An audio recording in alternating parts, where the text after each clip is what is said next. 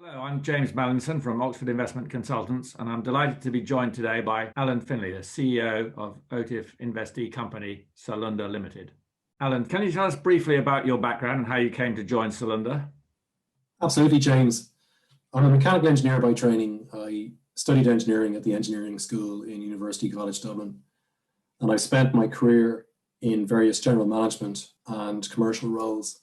My expertise is in commercialization. My expertise is in identifying market opportunities, leading the development of new products and taking them to market. And I've done this several times in the high technology and electronics industry. I've done it in my last venture, which came out of Imperial College, which specialized in instrumentation for the pharmaceuticals and biotech industries. And subsequently in this business, which I joined afterwards, which brings sensor networks, which brings very large sensor networks to the energy marketplace, specifically upstream in the drilling process, in offshore drilling. So my expertise, my background is in picking applications, boxing up those applications, developing the boxed application and bringing it to market at the right price point and with the right sales team. And I've done that here with this business, which originally came out of the University of Oxford, and previously at Microsake Systems, which originally came out of Imperial College London. Can you briefly describe your products and the market that they sell into? So we make very large sensor networks for the energy industry. And the part of the energy industry that we sell into is upstream. That is to say, drilling. And drilling is a hazardous process. It's highly safety conscious, and it's semi-automated. In other words, there are steps in the drilling process which are manual, and we use our products to automate those steps. So there's a number of reasons why we do that. One is to take engineers and workers out of harm's way. So instead of having somebody present for a manual step, if you put our sensors in, you can get feedback, move to the next stage, and get somebody out of harm's way. Another reason is improving efficiency. The fewer manual steps, in principle, the faster the process. And in some cases, it can be quite critical. There are a number of bottlenecks. So we've developed products for monitoring equipment and people.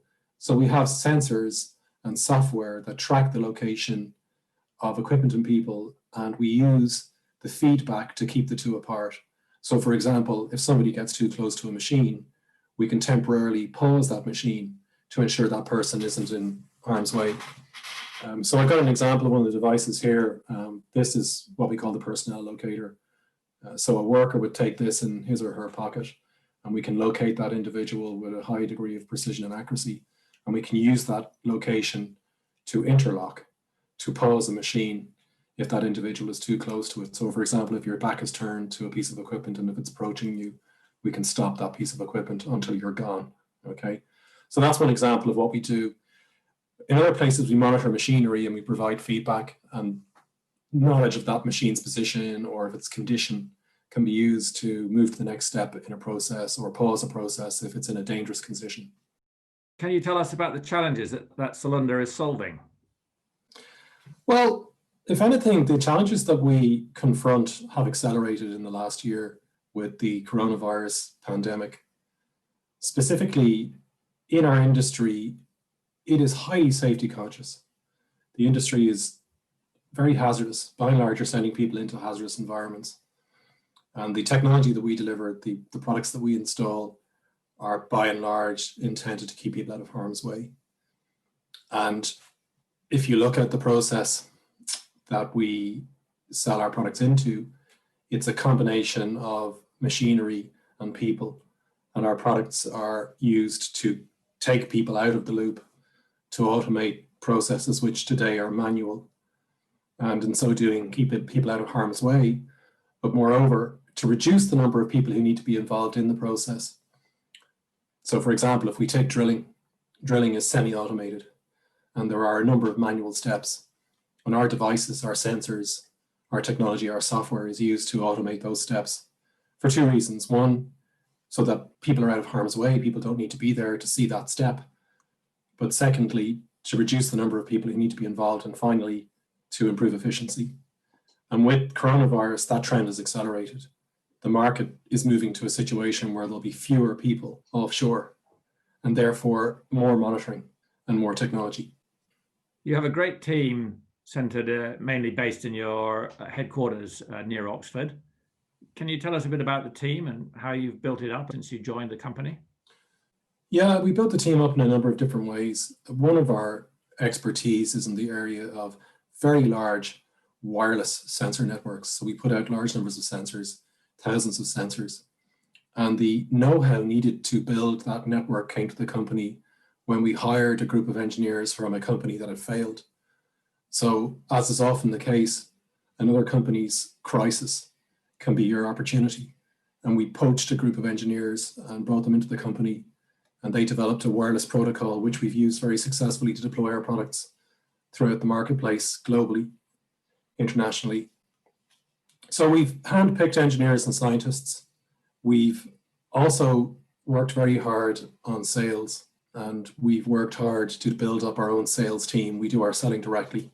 We don't sell through third parties, which I think is vital when you're a challenger like ourselves. We need to go break into markets. In some cases, we're the first product in the market.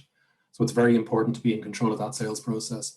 So we've invested in selecting salespeople and giving them marketing support. You've touched on the impact of the COVID-19 crisis on the business. Can you tell us a little bit more about how you've been addressing these particular challenges? Well, I think in business it's important to be adaptable. And usually it's the most adaptable who survive rather than the strongest. And one of the qualities of a mid-sized business like ours is that you can make decisions and implement them very, very quickly. You don't need the permission of HR. You can simply do it. And in our case, we reacted in a matter of weeks to a situation where we couldn't visit our factory to the extent we used to be able to do so. And we started doing our testing remotely, and we started doing some of our production remotely and our quality control remotely over the internet using various new tools. And that's something we adapted to very, very well. And we were able to maintain and indeed bring forward production and accelerate during the crisis. Perhaps you can touch on how you have funded the business to date and whether fundraising is featuring your future plans. Well, we've been a pretty lean business. We haven't consumed enormous amounts of capital. We don't have any debt, and we avoid grants. Instead, we focused very hard on selling because we believe the best form of finance is revenue. And most of our ventures, most of our progress has been self-financed. We did have growth capital at the outset, including from OIC, but by and large, we've been self-sustaining. You've had some amazing experience over your two ventures. What are the most challenging and rewarding things about leading an emerging new technology business? I'm an engineer at heart, and I'm a technologist. You know, my background is engineering, applied science. I like bringing products to market. I like seeing our concepts used. I like seeing our technologies applied. I get a kick out of that. And I share that with the entire team from the top to the bottom of the organization. We like to see our products in use. And that, I think, for us is the most gratifying outcome, is to see a customer take delivery and express satisfaction again and again and again at the performance of the product. And that's not easy to do. And it's important to understand that this is the difference between invention and innovation. Invention is inspiration. Innovation is the boring, mundane business of getting hundreds and hundreds and hundreds of things right. And unless you get all of those things right, you don't have a reliable, reproducible product. This is not a one-off. It's not a PhD thesis. This is a long slog of testing and corrective actions until you have something which is reproducible at an acceptable price with a very high level of quality. And it's teamwork. You know, there's a village needed to do that. Different kinds of engineers, different kinds of scientists, other professionals, lawyers, patent attorneys, accountants. And when you bring those people together and when you coordinate that, you can orchestrate an outcome which is professionally gratifying. Alan, it's been an amazing year for Salunda. Can you tell us a little bit about your vision for the future of the company? There is a trend towards increased automation. And with automation comes a need for feedback. And with a need for feedback comes a need for sensors. And that's our business. We provide feedback. We provide information which is used to automate. And if you can automate, you can gradually reduce the number of people who are involved in the process and improve its safety and efficiency. So I think the coronavirus has been the catalyst the industry has been waiting for. And I'll draw a comparison with 9/11. A lot of the products that were adopted after 9/11 existed before 9/11. And if you talk to the people who were involved in trace detection and airport security, they will tell you that 9/11 was the catalyst. Up until then, adoption was limited and it was piecemeal. But after 9/11, adoption went mainstream. And I think something similar is happening in the energy industry, where monitoring, automation, what the industry calls digitization, has been accelerated. The coronavirus was the catalyst. Alan, it's been fantastic talking to you today. Many thanks for your time, and we look forward to great things to come from Salunda. Thanks, James.